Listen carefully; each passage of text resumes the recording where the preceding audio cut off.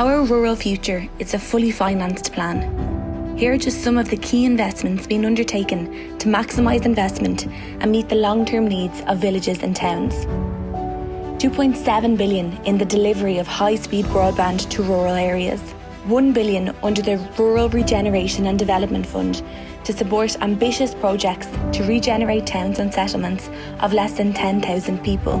100 million euro for the Town and Village Renewal Scheme, addressing vacant properties and encouraging more people to live in our town centres.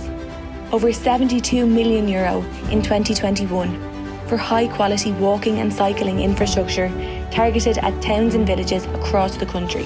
400 IDA investments for the regions. 19 advanced technology buildings in regional locations by the IDA. Significant investment will be made in remote working facilities, building on more than 50 million invested in the last 5 years by the Department of Rural and Community Development.